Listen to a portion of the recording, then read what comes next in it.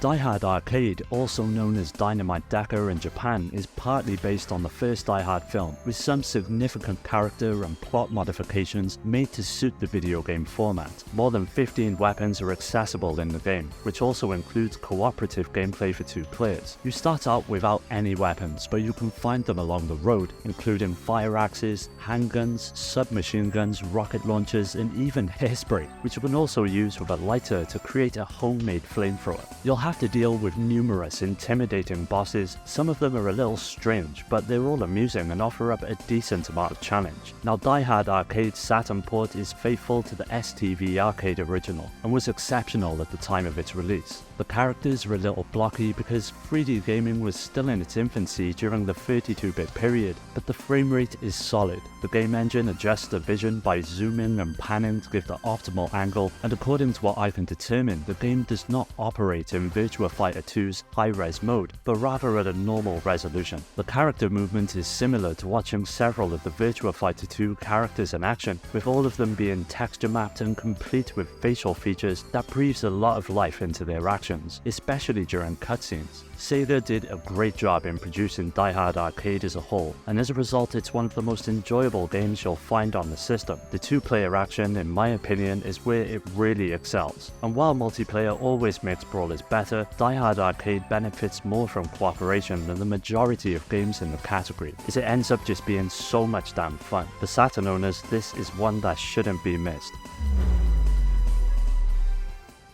Grandia was marketed as the Saturn's answer to Final Fantasy VII when it released in '98. This masterpiece from Game Arts won praise for its lengthy, largely captivating plot and inventive battle system that managed to stand out amongst the usual RPG offerings at the time. You play the part of Justin, a would-be explorer from the town of Palm, as you set out to become an adventurer like your father before you. For as good as the story is, it wouldn't mean a thing if there wasn't some solid gameplay to back it up, and thankfully Grandia has got that covered. The best part about it is the battle system, and it all revolves around the use of an action bar for combat. Each enemy and party member moves through the action bar, and when your character's icon comes to the action section, you can choose what you want to deal out. There are the standard array of actions such as defend, items, magic, or special moves, but physical attacks work a little bit differently. There are 2 different kinds, combos and critical hits. Combos will do more damage, but critical hits will move foes back on the action meter or cancel an opponent's upcoming attack. Graphically, Grandia is one of the Saturn's most impressive titles. It employs fully 3D backgrounds that are viewed from an isometric perspective, with the characters and enemies being represented by 2D sprites. These sprites are extremely detailed and vivid, which capture the anime aesthetic the developers were going for perfectly, and they really stand out against the 3D backgrounds, but still manage to fit into the world without looking out of place. On top of this, the ability to rotate the screen at any time adds an extra dimension to the gameplay, as well as providing yet another impressive feat the developers managed to pull off. If RPGs are your thing, then Grandia is an absolute must. Bulk Slash is one of those games that never made it out of Japan, in part due to the insane notion that in the middle to late 90s, that anime-themed games were not to the American taste. Furthermore, it was for a US system that was terribly doomed from the start. Now, one of the most notable aspects of the game is that it is one of the best 3D titles on the 3D impaired Saturn, which was a major contributing factor to its failure in the US. Gameplay sees you utilizing left and right on the D-pad to strafe and L and R to change direction. It's incredibly precise and quick, which is perfect for a game of this kind. Your mech can also transform into a jet plane or a land-based humanoid with the push of a button. The standing form carries a close-range laser sword in addition to a conventional shotgun, and gives you the ability to jump and use many special weapon power-ups dropped by defeated enemies. On the other hand, the jet has a regular shot and a Macross-inspired lock-on system, where changing speeds is also possible at will. Now, the graphics are quite vibrant, with a somewhat garish color scheme that fits the game's subject and mood quite nicely. The player character is a stylish, pre-rendered mech that is more Evangelion-inspired than Gundam or any of the Armored Core robots for that matter, with a hazy, pixelated appearance, but it is sufficiently dynamic and detailed that it doesn't clash with the 3D environment, and it's here where the game truly impresses, considering the limitations of the hardware. Even though there is a significant degree of drawing, as well as the common muddy textures, tearing, warping, lighting and mesh transparencies, the game still has a substantial sense of solidity and space that other 3D Saturn games lack. So if you've played through some of the other mech games on the Saturn, it will provide a great change of pace.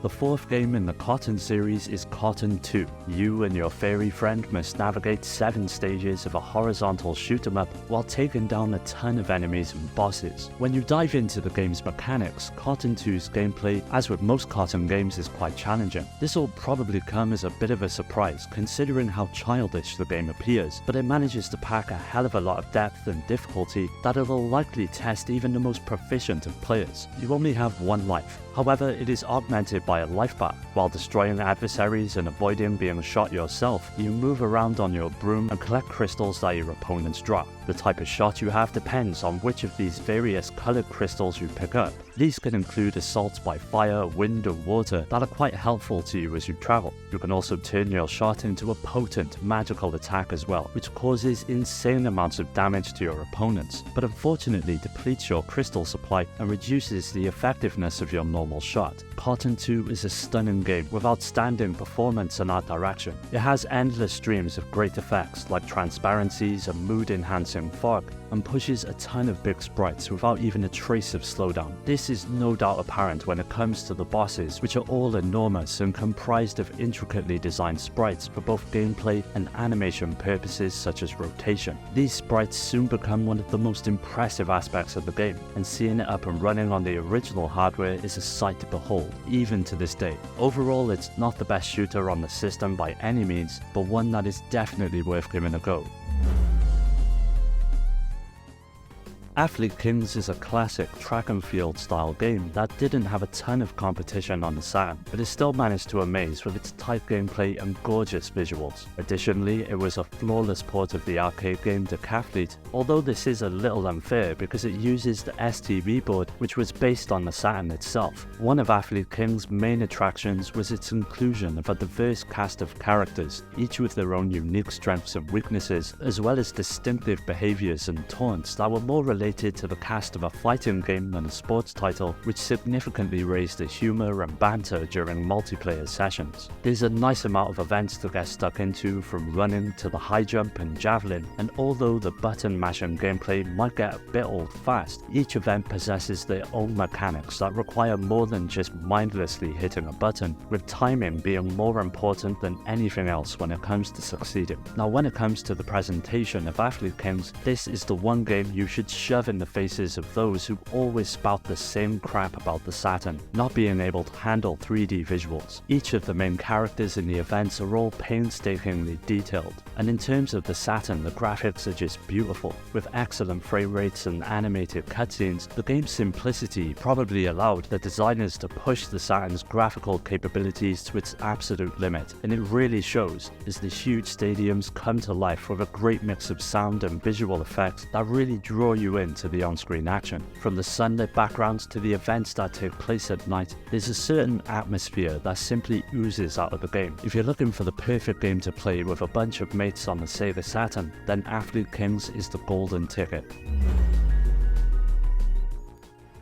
Power Slave on the Sega Saturn is a bit of a technical marvel, considering the console supposedly couldn't handle 3D, and here we have an FPS all running in real time on the hardware with little to no faults. The team at Lobotomy worked their wizardry and introduced us to an explorer who heads to Egypt to examine the tomb of King Ramses. Of course, it's not long before it all goes to shit, and you unearth a curse that leaves you in a bad spot, with it releasing unknown terrors within the tomb. Now, Power Slave is a somewhat typical Doom clone, despite having an interesting looking Egyptian motif. It is obviously a product of its time and makes no attempt to significantly push the boundaries. You start out with just a machete, which you can wield indefinitely, but can only make contact with enemies when you are really close to them. Then you find a pistol, which is a significant improvement, but you must use it strategically because ammunition is scarce in some places. Eventually, you'll gain access to a machine gun, grenades, a flamethrower, and a few other unconventional weapons weapons that serve to spice up the gameplay and help out when you find yourself being swarmed by enemies. Now graphically, Power Slave is stunning when you consider the hardware it's running on. It was built from the ground up with an at the time new engine known as Slave Driver that allowed the developers to render more complex levels and graphical touches. But the Sega Saturn wasn't exactly known for its 3D capabilities, but somehow they managed to make it work with an incredibly smooth frame rate, detailed textures and effects that actually cast light in real time, such as explosions and bullet fire in caves. It all looks fantastic and was the bedrock for Lobotomy's later work on the Saturn versions of both Quake and Duke Nukem 3D. When it comes down to it, if you're looking for an FPS to jump into on the Saturn, then I would say Power Slave offers up the best option on the system.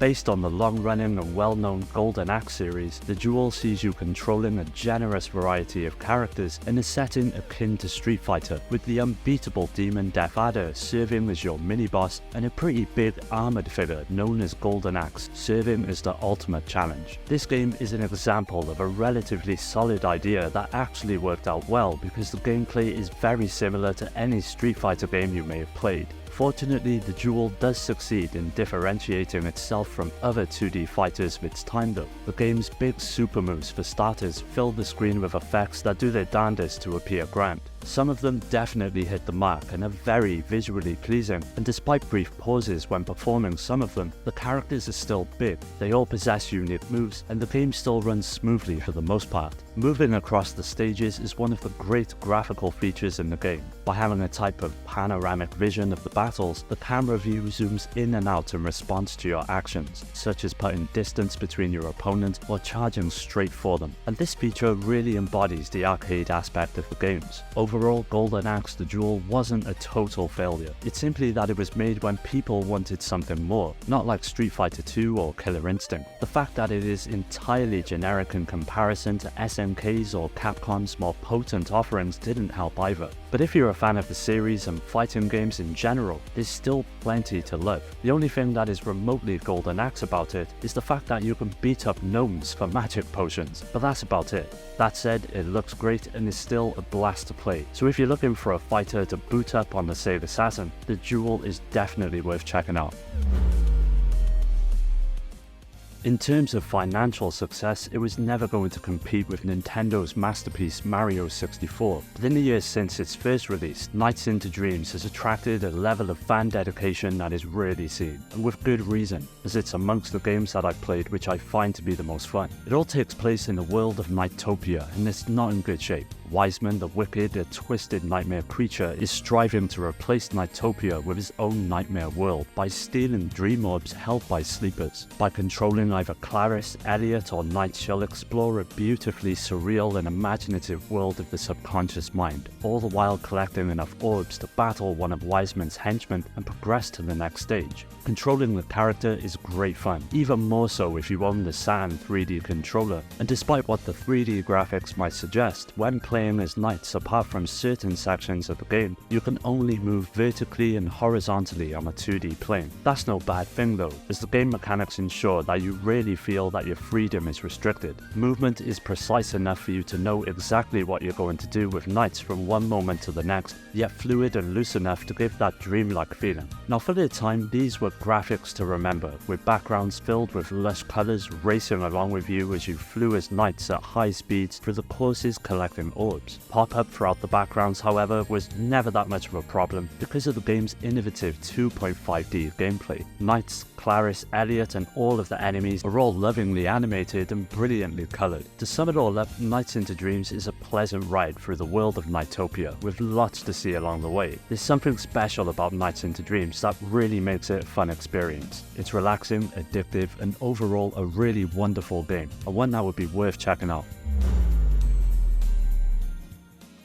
The Sega Saturn was the gold standard when it came to 2D fighting games in the home, and Street Fighter 03 has to be one of the finest examples, featuring 34 characters encompassing everyone from Street Fighter 2 to Alpha 2. They all fight it out in the arcade mode to get to the perpetrator of all that is evil, Vega, or Bison for those of us in the West. New to this game were the 3 isms, or fighting styles that you select for your character at the beginning of each fight. X-ism is the simple style and sees your character having stronger attacks, no air block and one super combo meter. Zism is the standard style, with the player being able to air block, zero counter, and have multiple super combos that can be initiated at various strengths depending on how much of the meter you want to use. Finally, Vism is the variation style, and your character has weaker attack power, and you can control the type of punch or kick your character deals out by having the joystick forward, back, or neutral when pressing an attack button. Now visually, the characters are definitely larger, more vivid, and much sharper looking than the PlayStation 1 version, and even the Dreamcast version. As expected, the animation is very smooth, utilizing the 4 MB of additional RAM for more sprite storage to great effect. The backgrounds get the same treatment, with far more animation being found in each stage, where most of them would be devoid of activity on the PlayStation or operate on simple loops. The Saturn version gets even closer to the arcade original, and in some cases even surpasses it. If you manage to find it on the cheap, then this is one fighting game that deserves a spot on your shelf.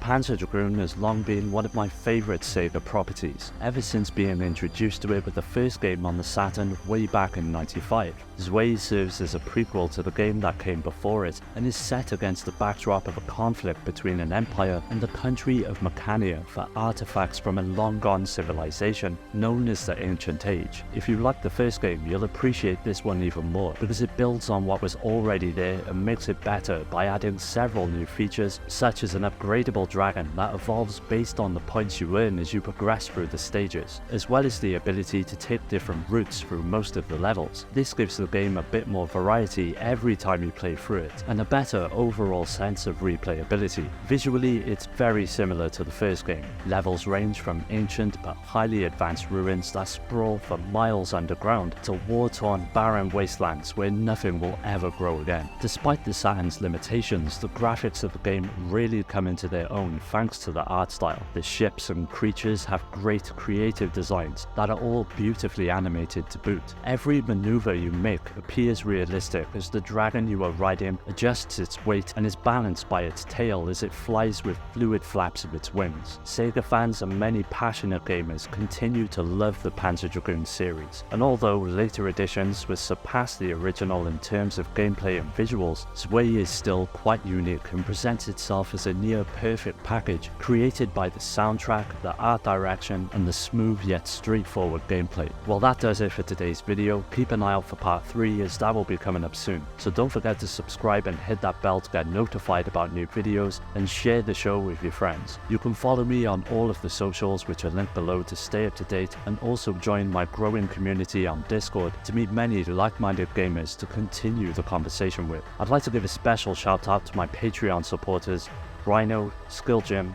Shuden, Richard, Amy, Daniel, Paul, Dio, Omar, Strider, Pierre, Carl, Awesome Jacket Dude, Maximus, Scott, Ryan, Alex, GameCube Galaxy, Curse Salaryman, and Paddy J for their continued support that helps make these videos possible. If you're interested in joining my Discord or supporting the channel through Patreon, you'll find all of these links below. As always, thanks for taking the time to watch the video. I'll catch you next time.